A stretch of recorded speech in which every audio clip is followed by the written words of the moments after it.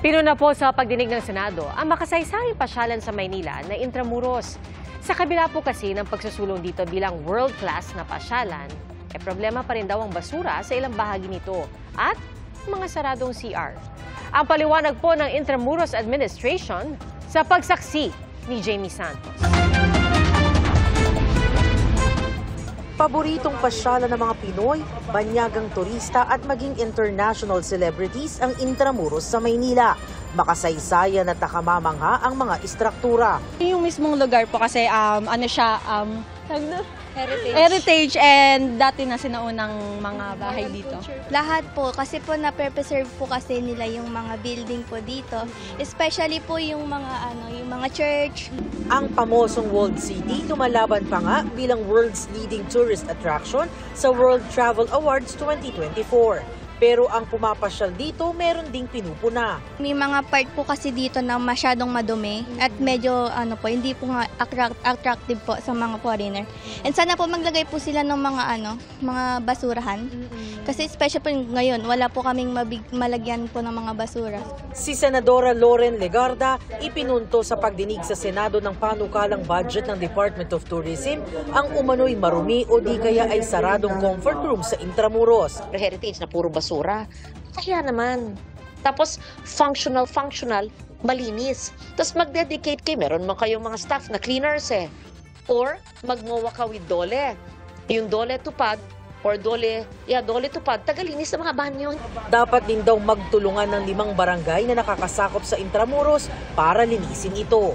Ayon sa Intramuros Administration, meron naman silang mahigit 30 empleyado at mahigit 10 laborers na nagpapanatili ng kalinisan at kaayusan sa Intramuros.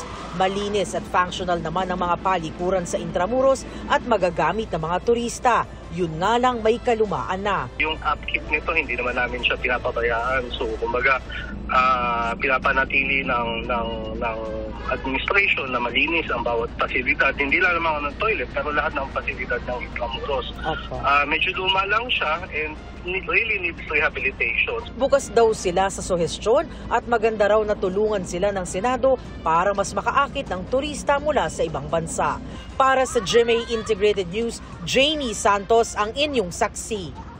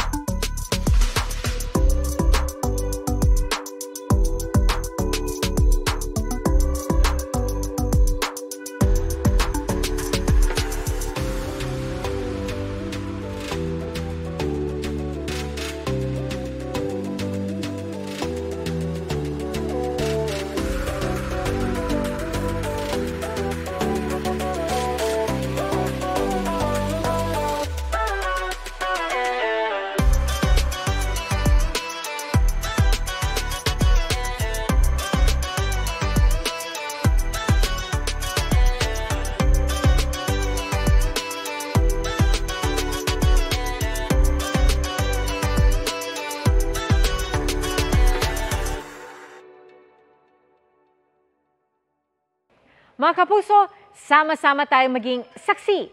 Mag-subscribe sa GMA Integrated News sa YouTube at para sa mga kapuso abroad, samahan niyo kami sa GMA Pinoy TV at sa www.gmanews.tv.